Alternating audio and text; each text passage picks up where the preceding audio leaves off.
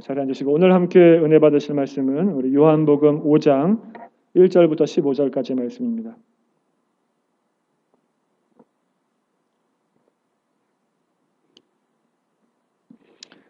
요한복음 5장 1절부터 15절까지 신약성경 150페이지에 있습니다.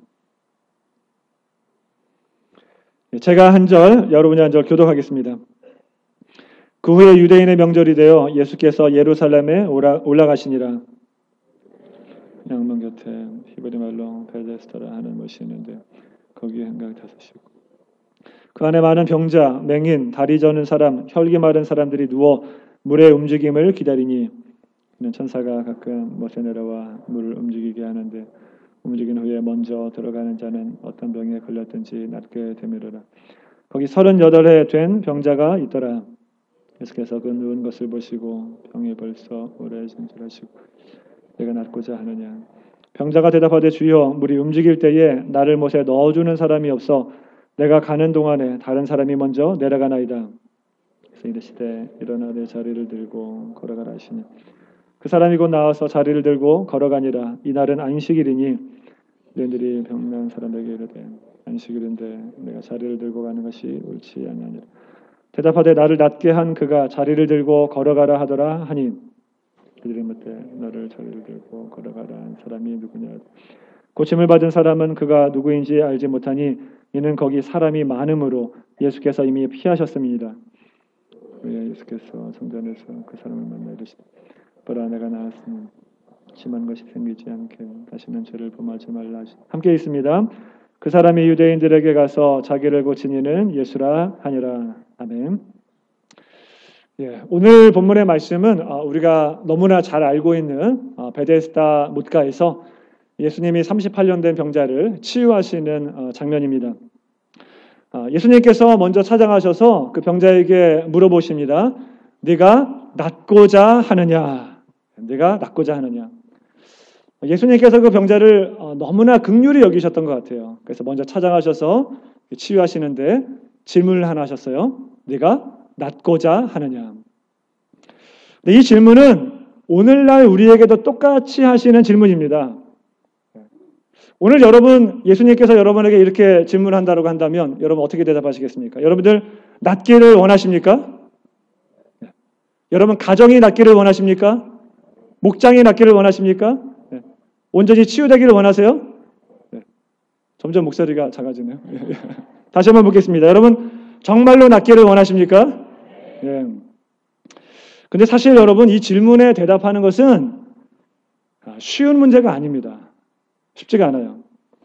이 질문에 대답하는 것이 어려운 이유는 왜냐하면 내가 심각한 병에 걸려 있음을 인정해야 대답할 수 있는 질문이고 그리고 내가 정말 변화되기를 원하는 마음이 있어야 대답할 수 있는 질문입니다. 그리고 이 병을 나의 힘으로는 해결할 수 없다라고 하는 나의 무능을 또 인정해야 되는 것이고 그래서 예수님밖에 이 문제를 해결할 수 없다라고 하는 것을 인정해야 되는 것이기 때문에 이게 힘들어요. 그래서 여러분 지금 제가 여러분 낫기를 원하십니까? 질문해서 여러분 대부분 아멘 하셨지만 일부 예배 시간에도 똑같았어요. 처음엔 똑같았는데 설교 끝나고 다시 물어보니까 절반으로 줄어들었더라고요. 그래서 무슨 얘기인지 한번 잘 들어보시기 바랍니다. 이 질문에 대답하는 것은 생각보다 쉽지 않습니다. 그래서 오늘 본문에 있는 38년 된 병자도 예수님께서 내가 낫고자 하느냐라고 물으셨는데 희한하게 엉뚱한 대답을 해요. 그렇죠? 오늘 본문의 7절을 보면 병자가 대답하되 주여 물이 움직일 때에 나를 못에 넣어주는 사람이 없어 내가 가는 동안에 다른 사람이 먼저 내려가나이다. 여러분 예수님께서 내가 낫고자 하느냐 물어보시면 뭐라고 대답하면 됩니까? 네, 낫기를 원합니다. 그게 정답입니다. 근데 이 병자는 그렇게 대답하지 않아요. 물이 동할 때에 나를 넣어줄 사람이 없어서 내가 지금 이러고 있습니다. 엉뚱한 대답을 합니다. 가만히 생각을 해보면 이 사람의 대답이 사실 우리 같다라는 생각이 들어요. 우리도 똑같아요. 우리에게도 어떤 문제가 있습니다. 이 문제를 하나님 앞에 가지고 와서 이것 해결해달라고 간구를 합니다. 하나님 우리 가정에 문제가 있는데 우리 가정의 가장 큰 문제는 돈이 문제예요. 질병이 문제입니다. 자녀가 문제예요. 남편이 문제입니다. 사업이 문제입니다. 그걸 가지고 옵니다. 하나님의 대답은 뭐냐? 그게 문제가 아니라는 거예요. 그게 너의 진짜 문제가 아니라는 겁니다. 우리가 그와 같은 문제를 가지고 오는 것은 무엇과 똑같으냐 하면 주님, 물이 동할 때 나를 넣어주옵소서. 똑같은 거예요. 그게 아니라고 말씀하십니다. 주님은 정말 낫기를 원하느냐 이렇게 묻고 계세요. 우리 집에 문제는 돈이면 단지 알았어. 돈이면 해결되는 줄 알았어. 그게 아니라는 거예요. 남편이 문제입니다. 목사님, 우리 남편만 변하면 우리 가정이 화목할 텐데. 제가 보기에는 그렇지 않아요. 그 자매가 변해야 되는. 언제 변할지, 그렇죠? 남편만 변하면 화목할 줄 아는데. 그게 아니에요. 그렇죠? 하나님이 원하시는 그게 아닙니다.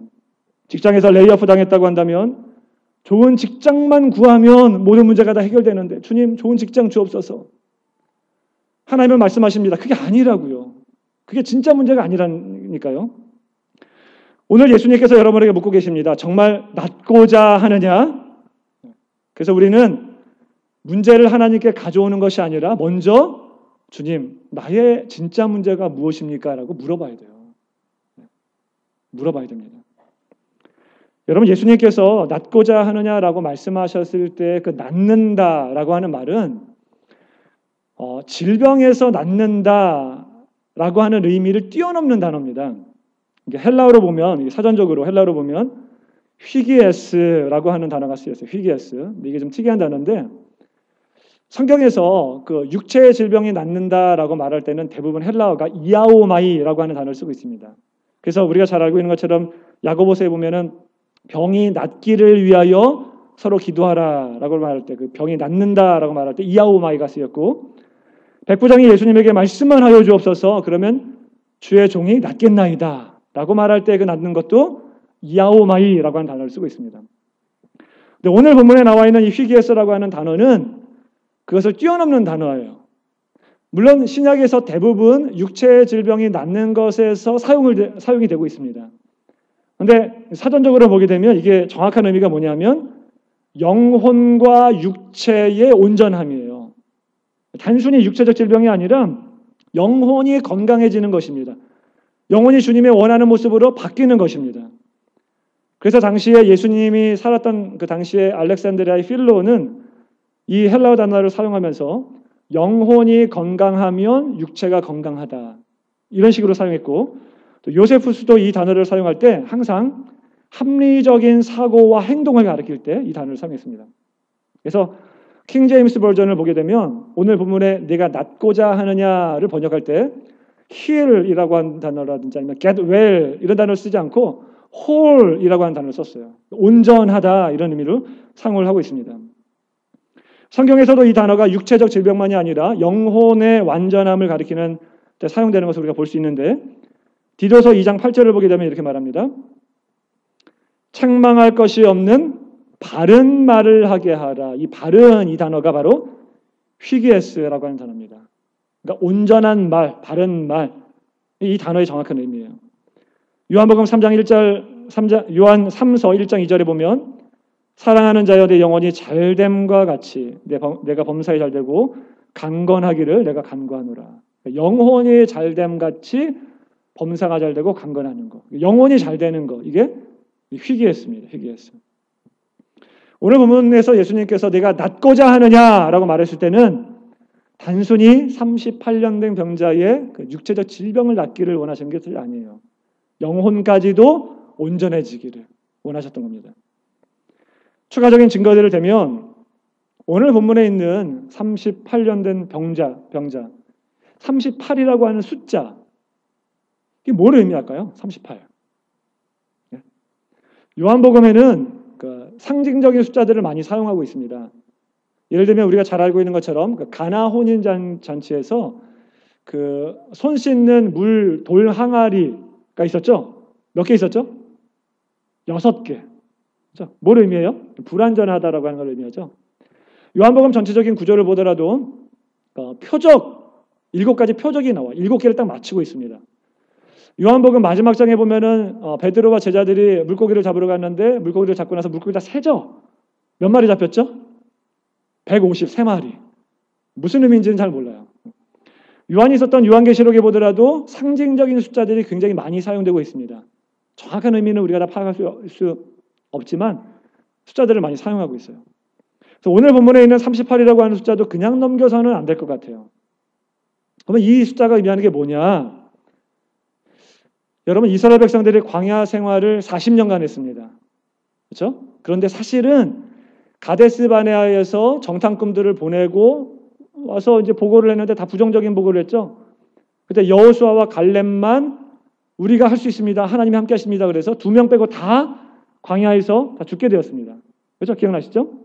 근데 그 40년이 정확히 말하면 성경에서 이렇게 기록하고 있어요. 신명기 2장 14절에 보면 가데스 바네아에서 떠나 세레 시내를 건너기까지 38년 동안이라. 이때에는 그 시대의 모든 군인들이 여호와께서 그들에게 맹세하신 대로 진영 중에서 다 멸망하였나니. 그러니까 2년은 어떤 시기냐 하면은 시내산에서 율법을 받았던 시기고, 가데스 바네아에서 그들이 이제 반역하고 배역하고 그래서 완전히 광야에서 멸망당하는 시기가 38년입니다. 만약에 요한이 오늘 본문을 기록할 때 구약에 있었던 그 38년이라고 하는 것을 염두에 두고 썼다라고 한다면, 이 해석이 맞다라고 한다면, 그러면 오늘 본문에 있는 38년 된 병자는 단순히 육체적 질병으로만 고통당하고 있는 사람이 아니라 영혼도 병들어 있는 사람임을 우리가 알 수가 있습니다. 왜냐하면 그 38년 기간이 이스라엘 백성들이 하나님을 반역하고 죄를 저지르고 심판당했던 시기였기 때문에 이 병자도 마찬가지로 그 38년 동안 병에만 들어 있었던 것이 아니라 영혼의 병도 있었었고 죄가 있었었고 온전하지 못했었고 하나님을 떠나 있었던 것들을 우리가 알 수 있게 됩니다. 한 가지 더 중요한 증거는, 그래서 예수님께서 이 38년 된 병자를 고쳐주시고 나서 나중에 성전에서 다시 만나게 되죠. 우리가 읽어봤던 것처럼 그때 이렇게 말씀하십니다. 요한복음 5장 14절에 보면 그 후에 예수께서 성전에서 그 사람을 만나 이르시되 보라 내가 나았으니 더 심한 것이 생기지 않게 다시는 죄를 범하지 말라. 다시는 죄를 범하지 말라. 이게 무슨 말이에요? 이 말씀을 통해서 유추해 볼 수 있는 것이 무엇입니까? 예수님께서 낫게 해주신 것이 단순히 병만 낫게 해주신 것이 아니다라고 하는 거예요. 그가 저질렀던 죄, 모든 영혼의 병 다 치유해 주셨다라고 하는 얘기입니다. 그렇죠? 예수님께서 내가 낫고자 원하느냐라고 하는 질문은 단순히 육체적 질병만을 가리키지 않습니다. 영혼의 온전함을 가리켜요. 하나님이 원하시는 모습으로 바뀌는 것을 말합니다. 영혼이 온전해진다라고 하는 것은 하나님께서 처음 창조하셨을 때의 그 하나님의 형상으로 회복되는 것을 말합니다. 좀 더 확대돼서 설명하면 우리를 통하여서 하나님의 나라가 이루어지는 거예요. 하나님의 뜻이 이루어지는 것입니다. 하나님이 원래 창조하셨던 그 모습대로 우리가 회복되는 것. 그게 주님이 말씀하셨던 내가 낫고자 하느냐의 정확한 의미입니다. 오늘 예수님께서도 여러분에게 묻고 계십니다. 내가 낫고자 하느냐? 여러분 낫기를 원하십니까? 네. 낫기를 원하세요? 네. 그런데 이 질문은 아까 말씀드렸던 것처럼 쉬운 게 아니에요. 질문에 대답하는 것이. 그래서 그 왜 힘든지 세 가지를 보려고 합니다. 오늘 본문을 통해서. 그게 사실은 우리들의 모습이에요. 그걸 한번 보도록 하겠습니다. 첫째, 내가 낫고자 하는 질문에 대답하기 힘든 이유는 우리가 너무나 세상에 물들어 살고 있기 때문에 그래요. 세상 신화에 물들어 있기 때문에 그렇습니다. 예수님께서 내가 낫고자 하느냐라고 물으시면 당연히 네, 낫기를 원합니다 라고 하는 대답이어야 되는데 왜 오늘 본문의 병자는 왜 엉뚱한 대답을 합니까? 왜 이런 현상이 벌어졌습니까? 이 병자가 38년 동안 세상 신화에 붙잡혀 있었기 때문에 그래요. 이걸 살펴보기 위해서 오늘 본문의 그 배경을 좀 살펴봐야 되는데 여러분 지금 이 일이 벌어지고 있는 시간은 어느 시간입니까? 시기 언제죠? 저를 보지 마시고 성경을 보셔야죠. 1절에 보면 유대인의 명절이라고 말합니다. 명절. 이게 6월절인지 초막절인지 오순절인지 잘 몰라요. 그러나 명절인 것은 분명합니다. 두 번째 어디서 일어났습니까? 2절에 보면 예루살렘에 있는 양문 곁 히브리 말로 베데스다라 하는 못가에서 일어나는 일입니다. 그렇죠? 양문이 중요한데 당시 예루살렘 성에는 10개의 문이 있었습니다. 우리나라 그 서울에 보면은 문이 있잖아요. 뭐 동대문, 남대문, 뭐 있잖아요. 그렇죠? 그것처럼 예루살렘에도 문이 있었어요. 10개가 있었는데 각각 이름이 붙어 있었습니다. 뭐 양문, 어문, 수문, 뭐 분문, 뭐 이런 문들이 이름이 붙어 있었는데 이 이름은 그냥 붙여진 게 아니라 그것의 그 기능을 이렇게 대표해주는 말로 이렇게 붙여졌어요. 예를 들면 분문 이러면 뭐 하는 문일까요? 똥분자예요. 그래서 이렇게 그 성 안에 있는 모든 쓰레기, 오물들 뭐 이런 것들을 이렇게 버리는 그걸 통과하는 문. 수문. 그러면 그 앞에 물이 있었어요. 뭐 시냇가 같은. 양문. 무슨 문일까요? 양이 통과하는 문입니다. 양이 통과하는 문. 양문교회라고도 있잖아요. 그렇죠? 양이 통과하는 문. 왜 양이 통과해야 될까요? 예루살렘 성전에 제물 드리러 가는 양이 통과하는 문이에요. 그래서 학자들이 이걸 고고학자들이 이제 발굴을 했는데 이 베데스다 연못가가 자연 연못이 아니라 인공 저수지예요, 저수지. 그래서 커다란 거 네모난 거 2개를 만들어 놨는데 그 중에 하나가 무슨 용도로 쓰였냐면은 예루살렘 성전에 제물 드리러 가다가 오랫동안 여행을 하다가 이제 뭐 양이나 뭐 소나 이런 것들이 더러워졌을 거 아니에요. 그것들을 성벽 안에 들어가기 전에 한번 거기서 씻고 가는 곳입니다. 연못이. 그래서 이 양문 곁에 베데스다 연못가가 있는 것입니다. 제물이 정결해야 되잖아요. 시간은 유대인 명절입니다. 장소는 양문 곁에 있는 베데스다 못가입니다. 자, 이 두 사실을 통해서 우리가 알 수 있는 게 무엇입니까? 아주 중요한 거 하나를 알 수 있어요. 그 당시 어땠을까요? 그곳이. 사람들이 굉장히 많았을 겁니다. 굉장히 많았을 거예요. 유대인의 명절인데다가 안식일이에요. 그렇죠? 다 예배하러 올라갑니다. 다 양을 들고 갈 거 아니에요. 거기를 통과하면 됩니다. 그렇죠?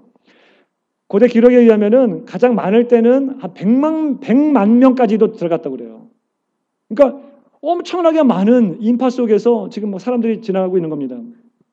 근데 여기에 전설이 하나 있었죠, 전설. 그게 뭐냐면 천사가 내려와가지고 물을 딱 동하게 되면 그때 가장 먼저 들어가는 사람의 질병이 낫는다라고 하는 것입니다.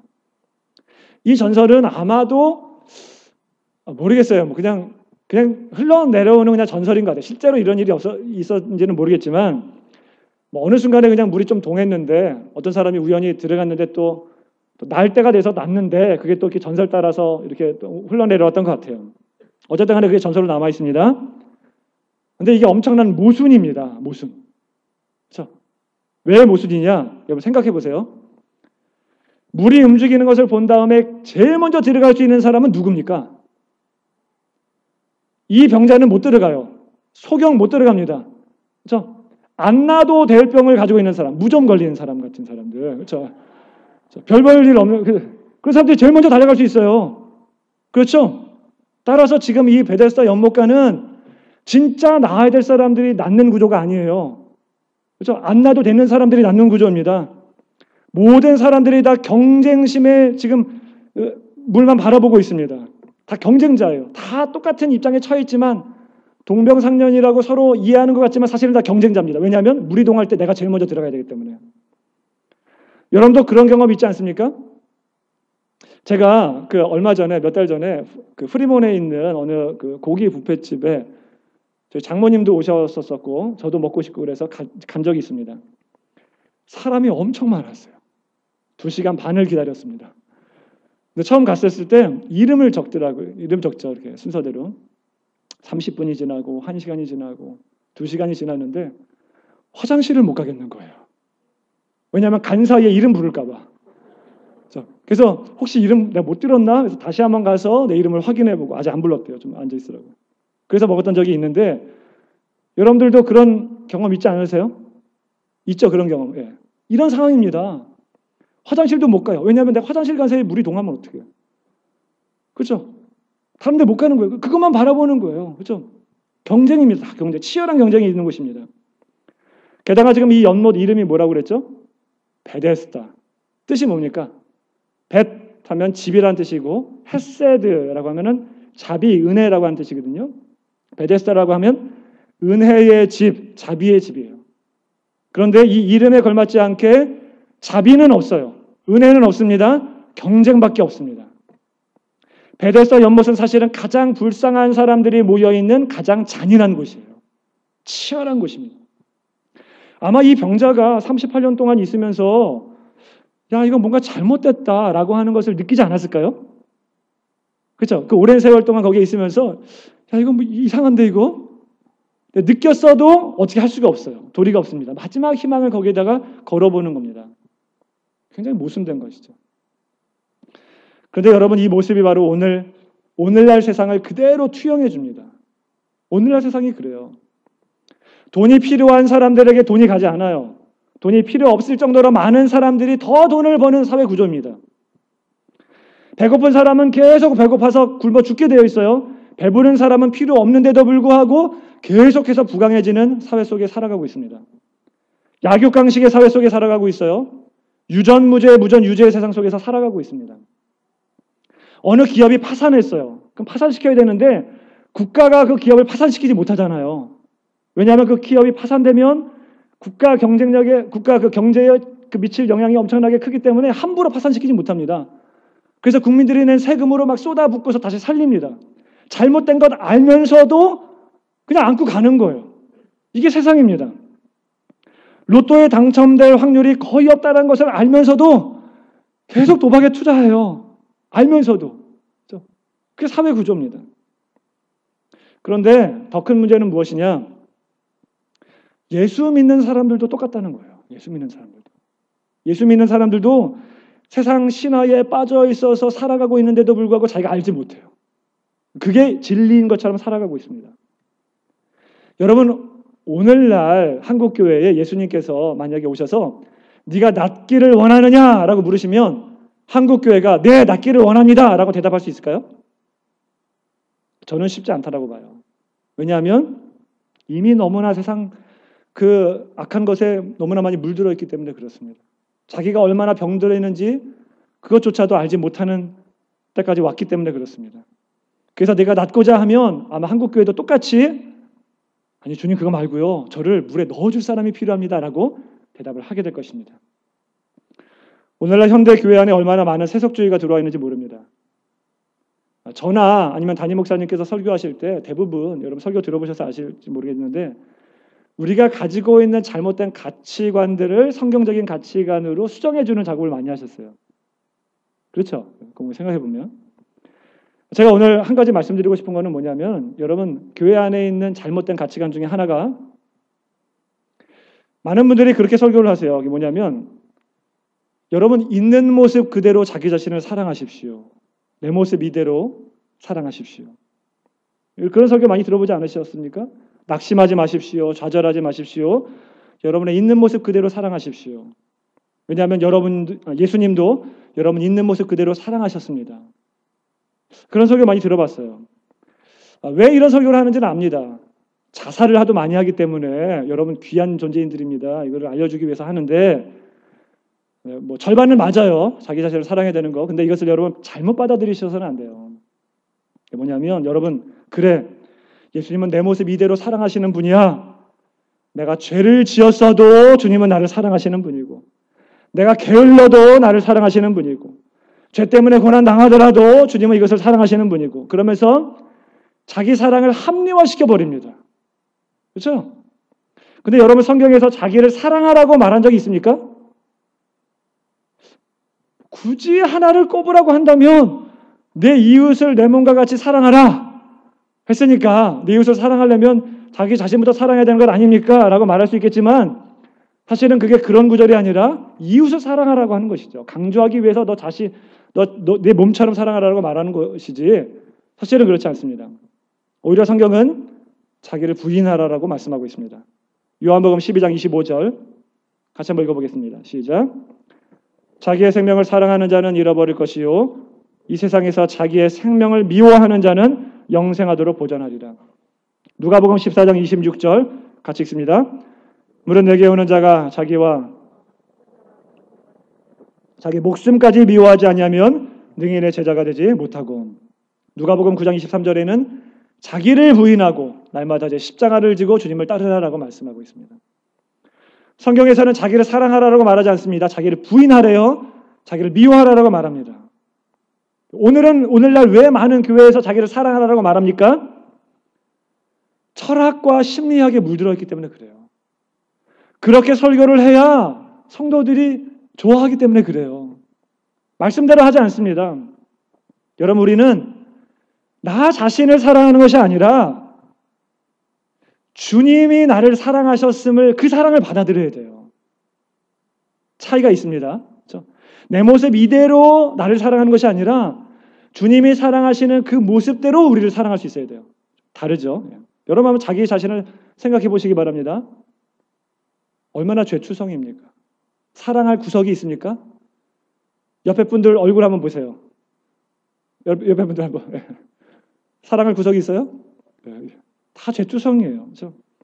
그럼에도 불구하고 예수님이 우리를 사랑하셨습니다. 그 사랑을 받아들이는 게 우리가 해야 될 일이지, 나에 있는 모습 그대로 사랑하는 거 잘못됐어요. 성경에서는 우리 자신을 부인하라고 말합니다. 자기 자신을 미워하라고 말해요. 예수님이 우리를 사랑하신다고 하는 것 때문에 우리의 죄를 정당화시켜서는 안 돼요.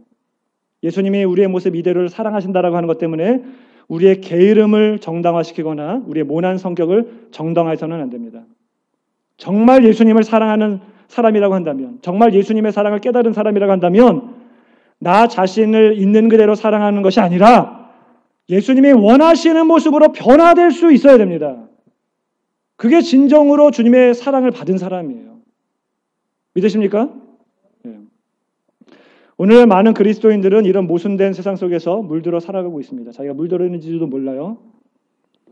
세상적인 가치관으로 돈이 중요하기 때문에 교회 와서도 그 물질적인 것만 추구합니다. 그거 바라려고 간구합니다. 지금까지 우리는 세상에서 돈이 최고라고 하는 교육을 받아왔어요. 학교에서 그랬습니다. 돈이면 뭐든지 다 할 수 있다라고 교육받아왔습니다. 그 돈 때문에 좋은 대학 가기를 원하는 거예요. 그런데 여러분, 철저히 마귀에게 속고 있는 겁니다. 여러분, 돈이 정말로 우리들에게 행복을 줄 수 있다라고 한다면 돈 많은 재벌들이 왜 자살을 하겠습니까? 돈이 우리들에게 정말로 행복을 가져다 줄 수 있다라고 한다면 왜 그 돈 많은 사람들이 마약에 빠지고 인생을 불행한 삶을 살고 있습니까? 돈이 우리들에게 정말로 행복을 줄 수 있다라고 한다면 왜 그 많은 사람들이 돈 때문에 다투고 돈 때문에 사람을 속이고 다른 사람을 불행하게 만듭니까? 돈이 우리에게 행복을 줄 수 없다라고 하는 것을 우리가 알매도 불구하고 우리는 희한하게 돈을 추구하며 살아가고 있어요. 왜요? 악한 마귀에게 속고 있기 때문에 그래요. 이미 그렇게 물들어 있기 때문에 그렇습니다. 그게 다인 줄 알고, 그게 축복인 줄 알고. 여러분, 우리가 아무리 돈을 많이 벌더라도요, 오늘 주님이 오라고 하시면 그냥 가야 돼요. 그렇죠? 아무리 많은 재산을 쌓아놨다고 하더라도 너 인생 오늘 끝이야. 올라와. 그러면 이 땅에서의 삶은 그냥 그것으로 끝나는 것입니다. 누가복음 12장에서도 어리석은 부자에 대해서 나오잖아요. 밭에 소출이 많았습니다. 소출이 너무 많아서 기존에 있었던 곡간이 막 차고 넘칩니다. 그래서 허물고 다시 짓자 차고차고 쌓아놓습니다. 여러 해 동안 쓸 물건을 많이 쌓아두었으니까 평안히 쉬고 먹고 마시자. 일단 하나님께서 뭐라고 말씀하십니까? 어리석은 자여, 오늘 밤에 내 영혼을 도로 찾으면 그게 누구의 것이 되겠느냐? 여러분, 우리가 천년만년 살 수 있을 것 같지만 그렇지 않아요. 오늘 주님이 오라고 하시면 인생 끝나는 것입니다. 왜 이렇게 욕심을 버리십니까? 왜 세상 사람들처럼 똑같이 사십니까? 우리를 사랑하시는 주님을 위해서 우리의 일생을 다 바쳐야 되지 않겠어요? 언제까지 우리 자신만을 위해서 살아가시겠습니까? 여러분, 세상적인 가치관들을 다 버려야 돼요. 그렇지 않으면 우리가 간구하는 것은 늘 뭘 간구하게 되냐면, 주님, 물이 동할 때 날 넣어주세요. 그것 간구하게 됩니다. 낫기를 바라는 게 아니라. 자, 두 번째, 내가 낫기를 원하느냐라고 하는 질문에 우리가 선뜻 대답할 수 없는 이유는 이 낫는다라고 하는 것이 세상을 거스르는 일이기 때문에 그래요. 세상을 거스르는 일입니다.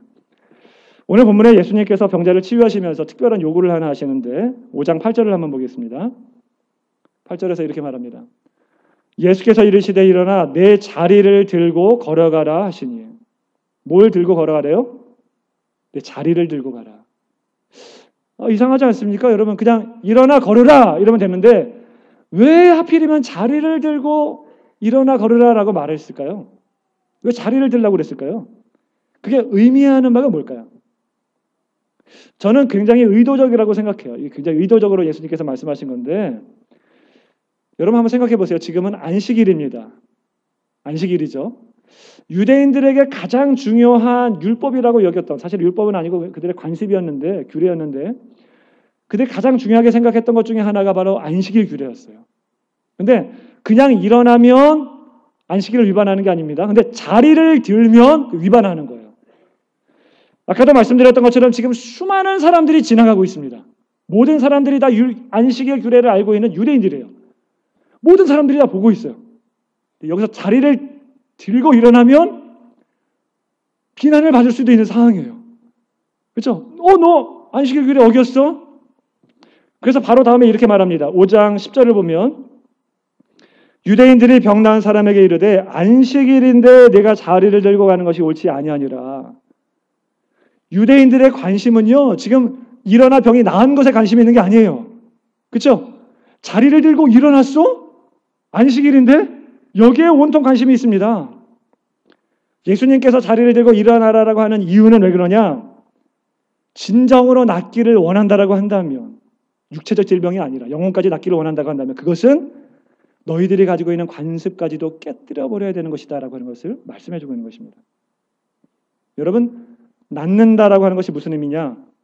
세상을 거스르는 거예요. 세상을 거스르는 거. 그래서 쉽지 않습니다. 레디컬이라고 하는 책을 쓴 데이비드 플랫 목사님이 브룩힐즈 교회에 처음으로 부임하셨을 때 20 몇 살에 굉장히 어린 나이에 부임했었거든요. 그 교회 굉장히 큰 교회입니다. 그 교회에 가셔서 처음으로 했던 일이 뭐냐? 하나님의 말씀과 다른 모든 조직들을 다 바꾸고 모든 행사들을 다 줄여버리는 거예요. 그리고 복음만 전할 수 있도록 그리고 말씀대로 모든 교회 구조를 다 바꾸는 거였습니다. 근데 여러분, 기존 교회를 이렇게 바꾸는 거 이게 쉬울까요? 쉽지 않습니다. 어렵습니다. 쉽지 않아요. 예를 들어서 쉽게 한번 설명하면 한국 교회에는 대부분 다른 교회에 전도회가 있습니다. 남전도회, 여전도회. 그렇죠? 이름을 딸 때도 성경에 젊은 사람들이다 그러면 뭐 기드온 남전도회, 드보라 여전도회. 나이가 드신 분들은 뭐 아브라함 남전도회, 또 뭐 안나 여전도회, 뭐 이렇게 이름을 짓잖아요. 그렇죠? 저희 교회는 담임 목사님이 처음 목회를 시작하실 때부터 전도회를 다 없애셨어요. 시작도 안 했죠. 그렇죠? 네, 가끔 저희 교회에 처음 오시는 분들은 그렇게 말씀하시는 분들이 있습니다. 목사님, 우리 교회도 전도회가 좀 있었으면 좋겠어요. 그래서 연령대별로 서로 교제도 하고 친목도 다지고 얼마나 좋아요. 여러분, 다른 교회 전도회들 대부분 뭐 합니까? 전도회에서. 그래서 바자회 한다 그러면 바자회 준비하고, 아니면 남전도회 축구대회, 여전도회 등반대회, 친목만 다져요. 친목만. 이름은 전도회인데 전도를 하나도 안 해. 근데 만약에 그런 전도회가 있는 교회에 어느 목사님이 새로 부임하셔서 이게 성경적이지 않은 거니까 전도회를 다 없애겠습니다. 아니면 전도회에서 다른 활동은 절대 하지 마시고 이름에 걸맞게 전도만 하십시오 라고 말한다고 한다면 그 목사님 쫓겨나요. 쫓겨납니다. 왜요? 그동안 해오던 관심이 있었기 때문에. 너무 편하기 때문에. 그게 진리인 줄 알아. 해오던 거기 때문에 이게 잘하는 줄 알고 있습니다. 오늘 본문에서 자리를 들고 일어나라고 하는 것이 바로 그런 얘기입니다. 우리가 세상을 살 때도 마찬가지예요. 여러분 직장에서도 마찬가지입니다. 분명히 잘못된 것인데 그냥 해야 돼요. 거기서 튀게 되면 왕따 당합니다. 직장에서. 바른 이야기를 하면 왜 너만 튀려고 그래? 비난이 쏟아집니다. 지금 이 회사에 딸린 식구들이 얼마인 줄 알아? 이 식구들 먹여 살려야 될 거 아니야? 왜 너만 그렇게 특별한 것처럼 그렇게 말을 해? 여러분 정말 예수님을 잘 믿으려고 한다고 한다면 회사 생활하기 정말 힘들어요. 저는 저희 교회에서 회사 생활 하시는 분들 존경합니다. 어떻게 하시는지. 힘들지 않습니까? 예수님 믿는다라고 하는 것은 세상을 거스를 수밖에 없는 겁니다. 그게 낫는 거예요. 낫는 거. 그 회사가 아니더라도 개인을 봐서도 그래. 개인을 봐서도. 여러분 오늘날 사회의 가장 큰 문제점 중에 하나가 뭐냐면 이 셀폰이에요. 셀폰. 그렇죠? 너도 나도 셀폰을 사용합니다. 셀폰이 없으면 불안해집니다. 그래서 집을 나왔는데 셀폰이 없는 걸 확인하면 다시 집에 가서 가져오잖아요. 그렇죠? 그래서 일어나자마자 가장 먼저 문안 인사드리는 분도 셀폰이고, 그렇죠? 주무시기 전에 가장 마지막으로 굿바이 하시는 분도 셀폰이고, 그렇죠? 셀폰에 묶여 삽니다. 늘 셀폰에. 그런데 여러분, 셀폰이 여러분의 영적 생활에 아주 지대한 영향을 끼치고 있다고 한다면, 악영향을 끼치고 있다고 한다면 그거 중단하셔야 돼요. 끊으셔야 됩니다. TV나 인터넷이나 이런 것들이 여러분 영적 생활에 아주 큰 안 좋은 영향을 끼치고 있다고 한다면 그 끊어버리셔야 됩니다. 문제는 뭐냐면은 영적 생활에 이게 영향을 미치는지 안 미치는지도 모른다는 게 이게 문제예요. 그렇죠? 끊어버릴 수 있어야 됩니다. 만약에 영향을 끼친다고 한다면. 마태복음 18장 8절 9절에서 이렇게 말합니다. 우리 같이 한번 읽어보겠습니다. 시작. 만일 장애인이나 다리 저는 자로 영생에 들어가는 것이 두 손과 두 발을 가지고 영원한 물에 던져지는 것보다 나으니라. 9절. 만일 내 눈이 너를 범죄하게 하거든 빼어내버리라. 한 눈으로 영생에 들어가는 것이 두 눈을 가지고 지옥불에 던져지는 것보다 나으니라. 여러분 손발이 범죄했을 때 여러분 찍어버리셨습니까? 눈이 범죄하게 했을 때 눈을 뽑아버리셨습니까? 대충 보니까 아무도 없어요. 그죠? 제가 예전에 금요기도 때도 한번 말씀을 드렸었는데 실제로 살기 위해서 손발을 자랐던 사람들이 있어요. 우리 주변에 왕왕 볼 수 있습니다. 어떤 사람들이냐고요? 당뇨병에 걸렸는데 잘 관리를 못하면 발이 썩어져 들어갑니다.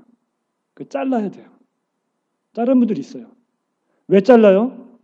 몸을 살리기 위해서. 위암에 걸리신 분들 위를 잘라냅니다. 왜 잘라내요? 살기 위해서. 온몸이 살기 위해서. 그렇죠?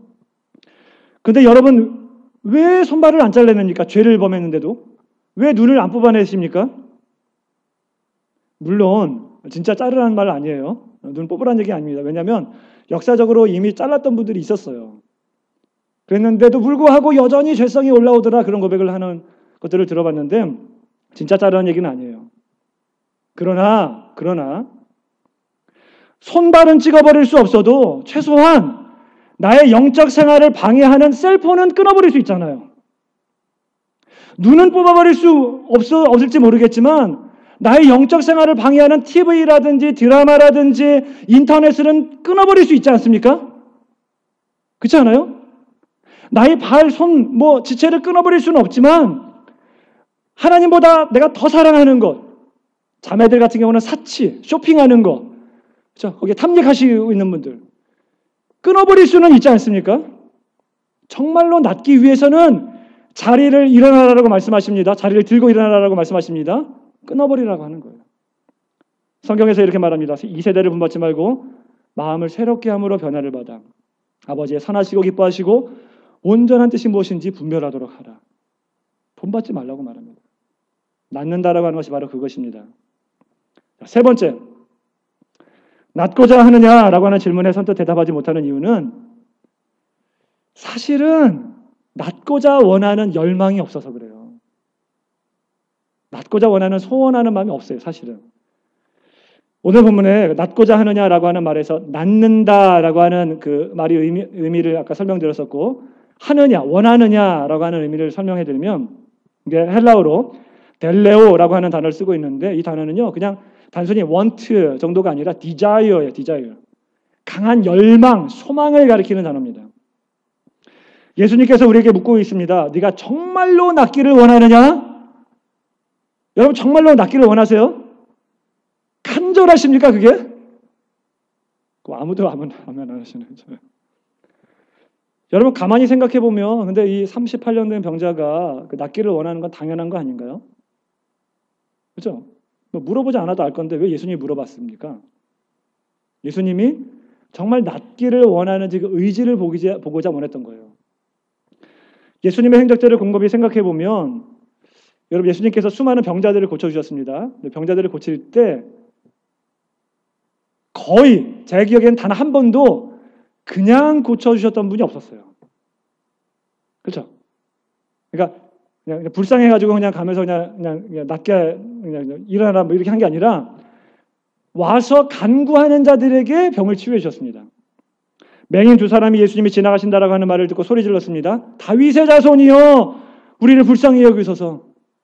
12회를 혈루증으로 앓던 여인이 너무나 낫고 싶어서 감히 주님 앞에 나오지는 못하고 뒤에서 예수님을 만져서 나왔습니다. 중풍병자가 있었습니다. 그 친구들이 어떻게든 낫게 하고 싶어서 지붕이라도 뚫어가지고 내려가지고 낫게 했습니다. 예수님이 고쳐주신 병자들을 자세히 보면요, 그들에게는 낫고자 원하는 열망이 있었어요. 의지가 있었습니다. 소원하는 마음이 있었습니다. 예수님께서는 그들을 고쳐주셨어요. 낫기를 전혀 원하지 않는 사람 고쳐주지 않았습니다. 이게 굉장히 중요한데, 마이클 홀턴이 쓴 책을 보면 이렇게 말합니다. 믿음이 뭐냐? 믿음은 바라는 것이다. 믿음은 소원하는 것이다. 만약 바라는 게 없고 소원하는 것이 없다라고 한다면 그건 믿음이 아니다라고 말합니다. 여러분 맞아요. 믿음은 바라는 것이고 소원하는 것입니다. 그래서 우리가 잘 알고 있는 히브리서 11장 1절에 이렇게 말합니다. 믿음은 바라는 것들의 실상이에요. 바라는 게 뭔지예요. 소원하는 것입니다. 원하는 것이에요. 그걸 받는다라고 하는 거예요. 예레미야 29장 13절에서도 이렇게 말합니다. 같이 한번 읽어보겠습니다. 시작. 너희가 온 마음으로 나를 구하면 나를 찾을 것이요 나를 만나리라. 온 마음으로 구하면 그가 찾고 만난다라고 말해요. 구하라 그러면 주실 것이요 찾으라 그러면 찾을 것이요 문을 두드리라 그러면 열릴 것이니라라고 말하고 있어요. 구하지도 않는 사람들에게 주지 않아요. 두드리지도 않는 자들에게 문이 열리지 않습니다. 간절히 원하는 자들에게 하나님이 응답하십니다. 그런데 문제는 뭐냐면요, 오늘날 많은 그리스도인들이 낫기를 원하지 않는다라고 하는 사실이에요. 낫기를 원하지 않아요. 단순히 질병에서 치유되는 것, 아니면 물질적 축복을 받는 것, 이건 원해요. 그런데 정말로 아까 설명드렸던 것처럼 영혼의 완전함, 주님의 모습을 회복하는 그 낫기를 원하는 것은 원하지 않습니다. 많은 그리스도인들이 원하지 않아요. 여러분 예수님을 믿는데 예수님 닮고 싶은 열망이 여러분 있으세요? 정말로 예수님 닮고 싶다 이 열망이 없다라고 한다면 정말 믿는 사람이 맞습니까? 예수님을 사랑한다라고 하는데 정말 예수님 닮고 싶은 마음이 없다라고 한다면 정말 사랑하는 거 맞아요? 예수님 사랑한다라고 말을 하면서 내가 원하는 것 아니라 그분이 원하시는 것을 하고자 원하는 열망이 없다라고 한다면 정말 예수님 사랑하는 거 맞습니까? 믿음이 아니에요. 여러분 우리 교회가 부흥을 위해서 기도하고 있습니다. 그렇죠? 부흥을 위해서 기도하시죠, 여러분들? 네. 솔직히 말해서 부흥을 갈망하십니까? 오늘 담임 목사님 안 계시니까 우리끼리 하는 얘기인데 솔직히 여러분 부흥을 위해서 정말 간절히 기도하고 계세요? 소원하고 있습니까? 열망하고 있으세요? 아멘? 네. 사실은 많은 분들이 부흥에 대해서 소원하는 마음이 없어요. 갈망하는 마음이 없습니다. 그래서 부흥을 안 주세요. 사실 하나님은 우리들에게 부흥을 주시고자 더 원하고 계시는데 우리가 갈망하지 않기 때문에 주지 않는 것입니다. 이렇게 한번 생각해 보겠습니다. 여러분 역사적으로 여러 부흥이 있었습니다. 미국의 영적 대각성 운동이라든지 아니면 평양 대부흥 운동, 가장 최근에 있었다라고 하는 1990년대에 위튼 칼리지에서 있었던 부흥 운동. 그 부흥에서 일어나는 공통점이 뭐냐 하면 공개적인 죄 고백과 그로부터 진정한 회개가 있었어요. 물론 그게 다는 아니지만 거기부터 시작되었습니다. 그래서 부흥이 일어나면 공통점으로 나타나는 현상이 뭐냐? 사람들이 공개적으로 일어나서 저는 교회 장로인데 사실은 심각한 도박에 빠져 있었습니다. 저는 교회 집사인데 사실은 아내 몰래 음란한 것에 빠져 있었습니다. 저는 교회에서 섬기고 있는 사람인데 사실은 저 알코올 중독에 빠져 있습니다. 제가 하나님을 사랑한다고 하지만 사실은 하나님께 예물 드릴 때에 온전한 예물 드리지 못하고 하나님 거 훔쳤습니다. 제가 사실은 다른 사람들을 사랑한다고 여기는데도 제 마음 가운데는 시기와 질투와 불만과 불평으로 가득 차 있었습니다. 공개적으로 이렇게 죄를 고백하고 나서 그리고 나서 완전히 치유가 되고 부흥이 일어납니다. 여러분 만약에 우리 교회에 부흥이 일어난다고 한다면 여러분이 가지고 있는 그 안에 있는 그 더러운 죄, 가증한 죄, 음란한 거, 정직하지 못한 거, 비방하고 불평했던 거, 목사님 앞에서 속으로 목사님께 막 불평했었는데 그거를 목사님 앞에서 공개를 한다. 쉽겠습니까? 그래도 여러분 부흥을 원하십니까? 물론 이것은 억지로 하는 것은 아닙니다. 성령께서 정적으로 막 강권적으로 막 역사하셔가지고 이게 자연스럽게 이루어지고 거기에부터 막 치유의 역사가 일어나고 다 용서가 일어나고 이렇게 부흥의 역사가 일어나는 겁니다. 그러나 만약에 그렇다고 한다면 여러분 정말로 부흥을 원하십니까? 그래도 부흥을 원하십니까? 아까보다 좀 줄어들었죠? 그게 예수님이 말씀하시는 내가 낫고자 하느냐 그 의미예요. 그 의미. 여러분 우리는 정말로 예수님의 그 질문처럼 낫기를 소원해야 됩니다. 갈망해야 돼요. 여러분 오늘 본문에 나오는 38년 된 병자는 바로 우리 자신을 가리킵니다. 세상 신화에 묶여 있었습니다. 마음과 몸이 다 병들었습니다. 영혼도 병들었습니다. 도와주는 사람 없이 고독한 생활을 하고 있었습니다.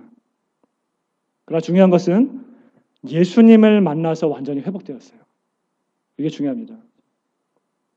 이 병자가 왜 얘 낫기를 원합니다 이렇게 대답하지 않고 물이 동할 때 나를 넣어줄 사람이 필요합니다라고 대답했을까요? 이 병자는 예수님을 바라볼 때 치료자로 여기지 않고 단순히 그냥 물에 넣어줄 도움을 주는 사람 정도로 여겼던 것 같아요. 그렇죠? 그러니까 나를 치료하여 주옵소서 이게 아니라 나를 좀 도와주옵소서 이 정도로 여겼던 것 같습니다. 그러나 여러분 우리가 분명히 알아야 되는 사실은 예수님은 낫게 해주시는 분이시지 도와주시는 분이 아니에요. 그렇죠? 예수님은 길이시지 길로 인도해 주시는 분이 아닙니다. 예수님은 진리이십니다. 진리로 우리를 안내해 주시는 분이 아니에요. 예수님이 생명 자체입니다. 생명으로 인도해 주시는 분이 아니에요. 따라서 우리가 해야 되는 일은 무엇이냐? 예수님을 만나야 돼요. 예수님을. 그래야 정말로 낫게 되는 것입니다. 미국에 어떤 알코올 중독자가 있었다고 합니다. 알코올 중독에 너무 빠져서 가정생활이 불가해가지고 지역에 있는 소셜 워커가 그 아들 둘이 있었는데 이 아들 둘을 다른 곳으로 다 입양 보냈다고 해요. 세월이 흘러서 소셜 워커가 그 아들들의 행방이 어떻게 살고 있는지 궁금해서 찾아갔다고 합니다. 첫째 아들을 찾아갔는데 놀라운 사실은 이 첫째 아들도 똑같이 알코올 중독에 빠져가지고 인생을 허랑방탕하게 보내고 있더라는 거예요. 물어봤습니다. 아니 당신은 아버지가 알코올 중독자였는데 어떻게 당신도 이렇게 알코올 중독으로 빠질 수가 있습니까? 그랬더니 이 사람 하는 얘기가 제가 알코올 중독이 되는 거 너무 당연하지 않습니까? 내가 보고 배운 게 그건데 우리 아버지가 알코올 중독에 빠져 있었었고 어렸을 때부터 보고 배운 게 그건데 내가 알코올 중독에 빠지는 거 당연하죠. 이렇게 대답했다고 합니다. 다시 소셜워커가 두 번째 아들을 찾아갔습니다. 놀랍게도 이 아들은 알코올을 입에 대지도 않고 아주 건강한 가정생활을 잘 하고 있었습니다. 물어봤다고 합니다. 아니 당신은 어떻게 아버지가 알코올 중독자였는데 당신은 그렇게 건강하게 가정생활을 잘 할 수 있습니까? 물어봤더니 이 사람이 하는 얘기가 이게 너무 당연하지 않습니까? 아버지가 알코올 중독자여서 인생을 망쳤는데 그걸 보고 자랐는데 내가 어떻게 다시 그 길을 걸어갈 수 있겠습니까? 내가 알코올을 안 마시는 것이 이게 당연한 것 아닙니까? 여러분 똑같은 환경인데도 불구하고 결과는 완전히 달랐어요. 세상 사람들은 환경 탓해요. 환경 탓해. 오늘 본문에 있는 병자들도 환경 탓했습니다. 나를 넣어줄 사람이 없습니다. 여러분 환경 탓하지 마시기 바랍니다. 부모 탓하지 마세요. 가족 탓하지 마시기 바랍니다. 부모가 문제가 아닙니다. 환경이 문제가 아닙니다. 정말 예수님을 만난다라고 한다면 거기에 치유가 있습니다. 거기에 온전한 회복이 있는 줄 믿으시기 바랍니다. 예수님만이 우리를 온전히 회복시켜 주실 수 있는 분이십니다. 말씀을 맺겠습니다. 여러분 베데스다 연못은요 그 이름이 자비의 집이었지만 가장 불쌍한 사람들이 모여있는 가장 잔인한 곳이었습니다. 근데 만약에 여러분들이 예수님을 만나지 못했다고 한다면 여러분들이 어디를 가든지 그곳은 바로 가장 불쌍한 사람들이 모인 가장 잔인한 곳, 이 베데스다 연못이 될 것입니다. 여러분 가정에 예수님이 계신다면 그 가정이 바로 베데스다 연못입니다. 여러분의 목장에 예수님이 안 계신다고 한다면 그곳이 바로 베데스다 연못가예요. 우리 교회에 만약에 예수님이 안 계신다고 한다면 여기가 바로 가장 불쌍한 사람들이 모인 가장 잔인한 곳, 베데스다 연못입니다. 그러나 정말로 예수님을 만났다고 한다면 어떤 환경과 어떤 처지에 있든지 간에 그것이 진정한 자비의 집이 될 것입니다. 오늘 예수님께서 우리들에게 묻고 있습니다. 네가 낫고자 하느냐? 여러분 낫기를 원하십니까? 치유되기를 원하십니까? 회복되기를 원하십니까? 여러분들 가운데 그 열망이 날마다 솟아올랐으면 좋겠습니다. 그래서 정말로 예수님 만나서 진정한 치유와 회복을 경험하실 수 있는 저 여러분 되시길 간절히 축원합니다.